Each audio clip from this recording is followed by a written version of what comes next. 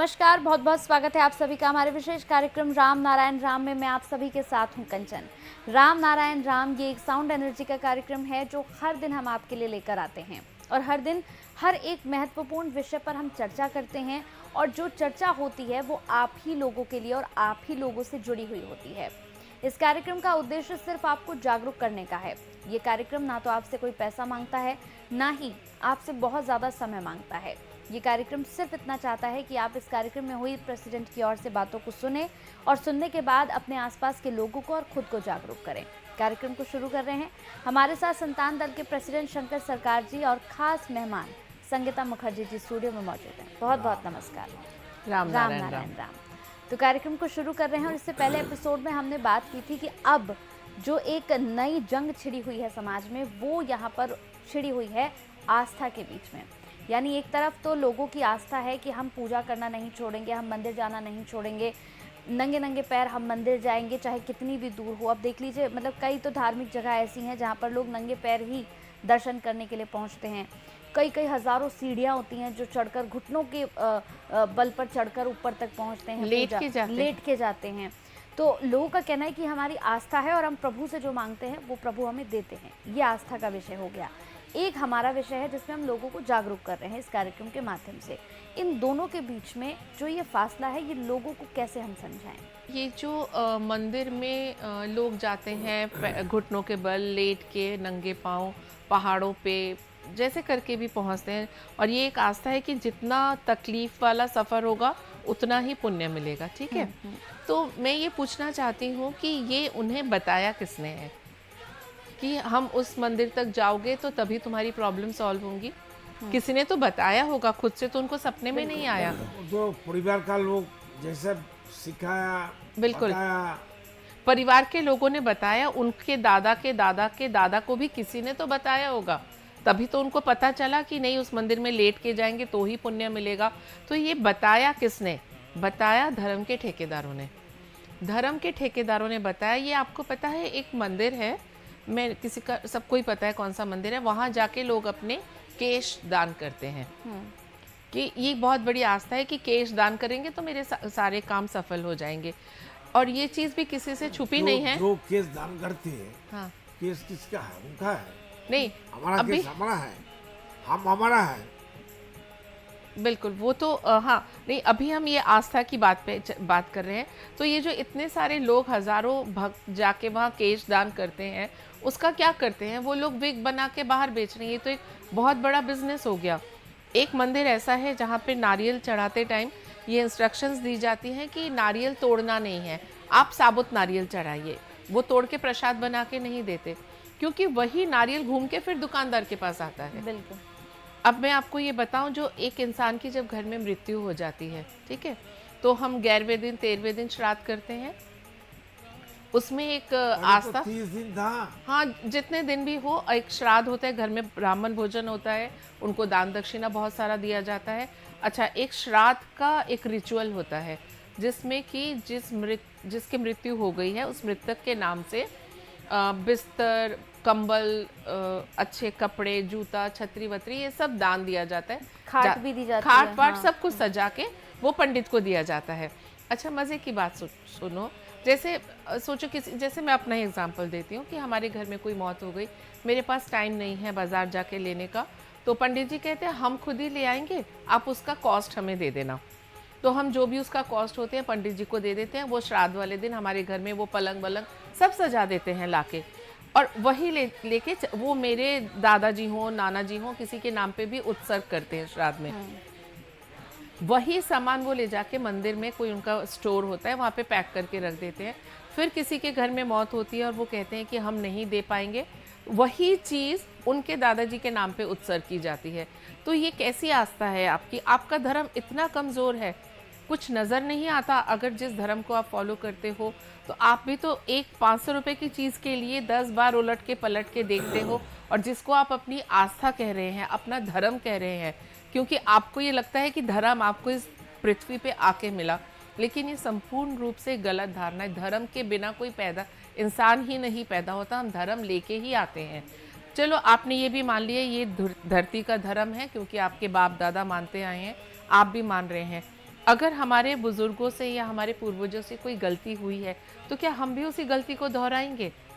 आज एक किसान खेती करता है, उसको आगे बढ़ाने के लिए उनके बच्चे इंजीनियरिंग पढ़ के या बायोकेमिस्ट्री पढ़ के उसको अच्छे से डेवलप करते क्यों हैं? क्यों नहीं पुराने तरीकों से खेती करते? क्योंकि उसको आगे डेवलप करते हैं जिससे हमारी खेती अच्छी हो, ज़मीन और उर्वर हो। तो ये जनरेशन बाय जनरेशन अगर ज्ञान बढ़ रहा है तो धर्म की आस्था इतनी पीछे पीछे क्यों चल रही है? उसको भी तो आगे बढ़ाइए, अपना लॉजिक लगाइए उस चीज़ पे। क्यों नहीं आज भी आप शहरों में बैठ के या कहीं भी बैठ के अंगीठी घर में आज आप करोगे, किचन में अंगीठी जला के खाना बनाते हैं? मिट्टी की हांडी पे खाना बनाते हैं? नहीं बनाते ना। हम लोग गैस चला रहे हैं, माइक्रोवेव चला रहे हैं, प्रेशर कुकर में खाना बना रहे हैं, क्योंकि ये प्रगति है। प्रगति ही एक सफलता की सीढ़ी कहिए वो होती है, क्योंकि प्रगतिशील है सब कुछ।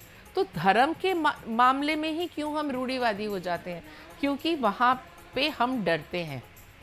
आज एक पंडित ने कह दिया कि आप 1.25 लाख जाप कीजिए तो आपकी विपदा खत्म हो जाएगी, लेकिन और 21 दिन के अंदर आपको परिवर्तन नजर आएगा। तो बहुत सारा दान दक्षिणा दे के हम होम यज्ञ करा के 5 पंडित बिठा के जाप वाप सब कराते हैं, लेकिन 21 दिन में अगर हमारा काम नहीं संपूर्ण होता, क्या किसी ने चैलेंज किया कि पंडित जी 21 दिन बीत गए, मेरा तो कुछ नहीं हुआ, मेरे पैसे वापस लाइए? क्योंकि ये बिजनेस एक इतना बढ़िया बिजनेस है, क्योंकि वो आपकी कमजोरी को पकड़ के बैठा है। आप एक डॉक्टर के पास भी जाके कहते हो कि 5 दिन तक मैंने एंटीबायोटिक्स खाया, डॉक्टर साहब मेरी तो कुछ भी फर्क नहीं हुआ। मेडिकल में तो एक बात ही चल पड़ी है सेकंड ओपिनियन। एक डॉक्टर कुछ कह दे, हम हमेशा तुरंत दूसरे डॉक्टर के पास जाके उसका सेकंड ओपिनियन लेते हैं कि ये सर्जरी कराएं या ना कराएं। हर चीज़ में आप सेकंड ओपिनियन लेते हो, अपना दिमाग लगाते हो, पर धर्म के मामले में क्यों नहीं? किस चीज़ का डर है आपको? मैं आपको अपना एक्सपीरियंस बताती हूँ कंचन। मैं भी हिंदू धर्म से हूँ, हिंदू फैमिली में मैंने जन्म लिया है। शादी होके भी हिंदू ब्राह्मण फैमिली में मैं आई हूँ। तो हमारे घर में भी पूजा पाठ सब कुछ होता था। मेरे मम्मी पापा भी करते थे, मेरे नाना नानी, इधर मेरे सास ससुर, उनके सास ससुर सब करते थे। हमारे घर में भी जैसे आम हिंदुओं के घर में होता है, कोने में मंदिर बना के, और एक मंदिर में मेरे ख्याल से 20-25 तरह के भगवान तो थे ही। क्योंकि हम डरते हैं, हनुमान जी की पूजा कर दी, शिव जी की नहीं, कि हनुमान जी अगर रुष्ट हो गए। जितना लोग खड़ा था कि बैठा था? कुछ खड़ी वाली मूर्ति है, कुछ बैठी वाली मूर्ति आप है। लोग कहाँ बैठते थे? हम तो सोफे में बैठते हैं, अपने बेड पे आराम से रात को सोते हैं। पालम में सोते हैं। और जी। वो लोग क्या करते हैं? बस वो आगे से पर्दा खींच देते हैं, तो बस कहते हैं शयन दे दिया उनको। हाँ, वो लोग को खाना मिलता था? वो छोटी प्लेट में एक तो जो भी भोग बनता है वो दे के, वो लोग क्या शरणार्थी है, भिक्षुक है? हाँ, उसको थोड़ी देर प्लेट को रखते हैं सामने, फिर उसी को अपने खाने में मिला के खा लेते हैं। यही होता था। तो जब मैं प्रेसिडेंट से मिली, मुझे भी बहुत ज़्यादा समय नहीं हुआ है इनसे मिले हुए, और जब इन्होंने मुझे सारी चीज़ें समझाई, देखिए जैसे प्रेसिडेंट कहते हैं बदलाव आने में ना 1 सेकंड लगता है, कोई बहुत समय नहीं लगता। मैंने समझी, मेरे हस्बैंड ने समझी, लेकिन मज़े की बात ये है, मेरी मम्मी जिनकी उम्र आज 78 साल है, उन्होंने हमसे ज़्यादा समझी और हमसे पहले समझी। एक दिन उन्होंने मुझे बुला के कहा कि बेटा तुम एक काम करो, जितने भी मंदिर में हमारे भगवान हैं, इनको एक बैग में भर के और जाके आप शाम के वक्त जब थोड़ा अंधेरा हो जाए इनको मंदिर में रखाओ, क्योंकि मेरी आस्था इन मूर्ति पूजा से पूरी तरह से उठ चुकी है। हम लोग सोच रहे थे, बोले ना बोले, पता नहीं मेरी मम्मी इस चीज़ को किस तरह से लेंगी। उनकी एक विचारधारा है, आस्था है, जैसे कंचन आपने कहा कि आस्था की बात है कि उनकी आस्था को ठेस पहुंचेगी। लेकिन जब उन्होंने ही कहा कि ये सारी चीज़ें हटा दो, हमें कुछ नहीं चाहिए, तो ये परिवर्तन अगर मेरे परिवार में कुछ ही महीनों में आ सकता है, तो मैं समझती हूँ कि कैसा है आपको मम्मी का ऐसा ख्याल कैसे है? क्योंकि जब आपसे मिले, आपने ये चीज़ें उनके दिमाग में डाली कि नेचर ही सब कुछ है। आपको मम्मी तो पढ़े लिखे है, नौकरी करने वाला है। बिल्कुल, मेरी मम्मी ने बिजनेस किया है, एजुकेटेड है, पर जब उनके ये चीज़ समझ में आई तो उन्हें 1 मिनट नहीं लगा अपने निर्णय को बदलने में, या अपनी आस्था डगमगाएगी ही। क्योंकि ये जो चीज़ें मैन मेड धर्म में है, वो किसी को, आपको कोई चीज़ की नज़र नहीं आता। एक मूर्ति है जिसके 4 हाथ है, कोई मूर्ति में जैसे हनुमान जी हैं, उनका बंदर का स्वरूप दिया गया है, तो ऐसा होता नहीं है, ऐसा होता नहीं है, वो भगवान नहीं होते। हमको बताइए, अभी टीवी में देखता हूँ जी, सभी मंदिर को ऊपर मस्जिद बनाता है। तो मस्जिद बनाने के लिए अलग जगह नहीं है, मंदिर के ऊपर ही मस्जिद अच्छा लगता है। अल्लाह को मंदिर मंदिर के ऊपर नहीं बैठने से उनको मजा नहीं आता है। अल्लाह का अलग कोई जगह नहीं है। जी बिल्कुल। तो जैसे हम आपने कहा कि आस्था से जुड़ी है, तो अपनी आस्था उस पे रखिए ना जो आपको दिखता है, जो आप फील कर सकते हो, जिससे आप कुछ ले रहे हो, जो आपको कुछ दे रहा है। ये जो नेचर है, ये जो सूरज है, ये आसमान है, ये बिना किसी स्वार्थ के हमें दिए जा रहा है। सदियों से, जिस दिन जब से सृष्टि की रचना हुई है उस पल से हमें दिए जा रहा है, और हर इंसान के जीवन के आखिरी सांस तक हम सृष्टि पे ही तो निर्धारित हैं, निर्भर हैं। उसके अलावा क्या है हमारे पास? हमारे सांस लेने से लेकर हमारे हर चीज़, जो भी एक इंसान को जिंदा रहने के लिए चाहिए, भूत भविष्य तो कुछ नहीं है, जो है वर्तमान है। 1370 करोड़ साल हो गया धरती का उम्र, कम से कम। तो लाखों करोड़ करोड़ अनकाउंटिंग मनुष्यों को मृत्यु हुआ। सब अगर भूत बन जाएगा तो धरती में हम लोग कैसे रहेंगे? भूतों का ही तो राज रहेगा। नहीं, लोग कहते हैं कि यहाँ भी जैसे हम 3 लोग बैठे हैं, इस कमरे में भी बहुत सारे भूत भरे पड़े हैं।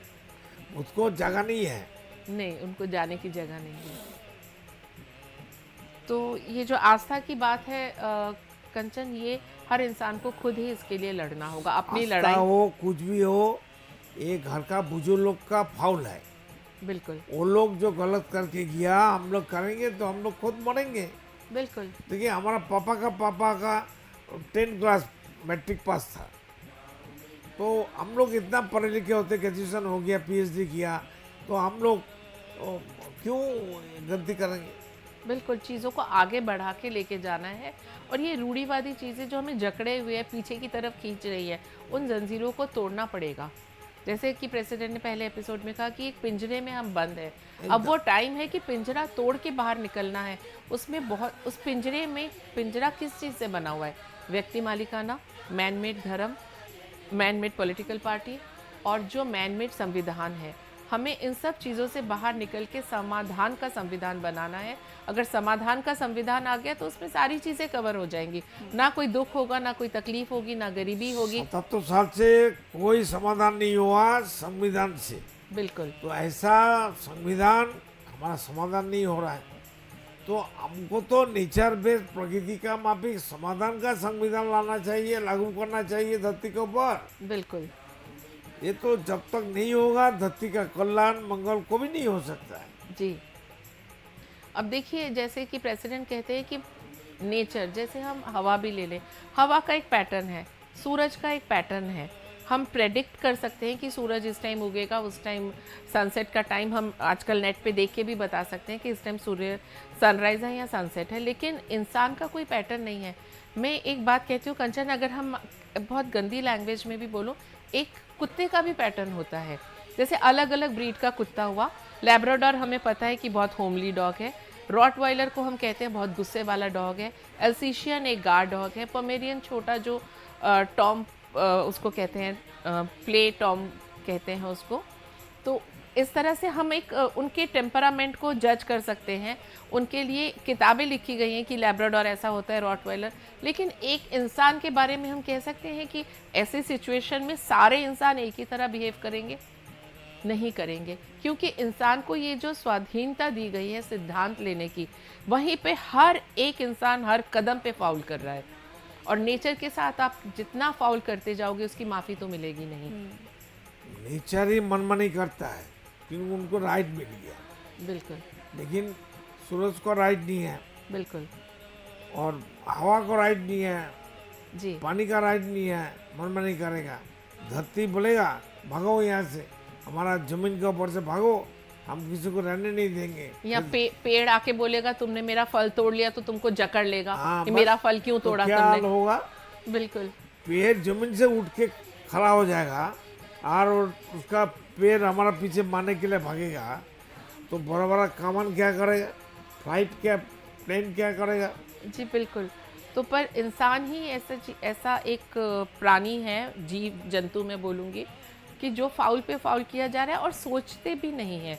तो ये जो सोचते नहीं हैं, ये सोच लाने के लिए हमें साउंड एनर्जी का सहारा लेना पड़ेगा, जो कि है मेडिटेशन।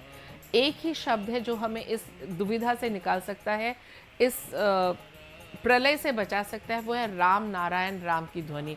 उस ध्वनि में जो वाइब्रेशन है वही इंसान को सही रास्ते पे लाएगी, फाउल करने से बचाएगी, नेचर बेस्ड बनाएगी। क्योंकि हमारे अंदर जो 50,000 करोड़ चिंतन है, मन है, आत्माएं हैं, उनको एकाग्रित करना है, उनको भोजन देना है, तभी वो शांत होंगे। वो शांत होंगे तो हम फाउल नहीं करेंगे, हम विवेक के पॉजिटिव साइड का इंडिकेशन को मानने के लिए बाध्य हो जाएंगे, मजबूर हो जाए। बिल्कुल बिल्कुल। तो जितने भी दर्शक इस कार्यक्रम को देख रहे हैं, मैं उम्मीद करूंगी कि ये कार्यक्रम आपको समझ आया होगा। और सबसे बड़ी बात है कि इस कार्यक्रम में आपको सभी चीज़ों को बड़ी बारीकी के साथ, एक एक तथ्य के साथ आपको समझाया जाता है। इस कार्यक्रम में ऐसी कोई भी बात नहीं होती जो आपसे जुड़ी हुई ना हो। और सबसे अच्छी और ख़ास बात देखिए कि ये कार्यक्रम आपसे कुछ नहीं मांगता है, संतान दल आपसे कुछ नहीं मांगता है। टीवी स्क्रीन पर जो एक QR कोड आपको दिख रहा होगा, आप सोच रहे होंगे कि हो सकता है ये कार्यक्रम भी ऐसा हो जिसमें आपसे पैसे मांगे जा रहे हों। बिल्कुल नहीं, इस कार्यक्रम में सिर्फ आपसे 1 रुपया मांगा जाता है। वो 1 रुपया जो आप कहीं शायद रख कर भूल गए होंगे, या फिर आपके घर में कहीं पर रखा होगा, उसका वैल्यू आपको समझ नहीं आ रहा होगा, तो वो 1 रुपया आप संतान दल को देकर इसके मेंबर बन सकते हैं। और इसके मेंबर बनने के बाद संतान दल आपसे बात करेगा, संतान दल के लोग आपसे बात करेंगे, आपको जागरूक किया जाएगा ताकि आप आगे और लोगों को जागरूक कर सके और जीवन की सच्चाई, आपकी ज़िंदगी का सच क्या है, उसको आप बता सके। तो चलिए, वक्त हो चला है इस कार्यक्रम को समाप्ति की ओर लिए चलने का। फिर आपसे मुलाकात होगी, फिर एक खास मुद्दे पर, खास विषय पर हम ज़रूर चर्चा करेंगे। बहुत बहुत धन्यवाद आपका।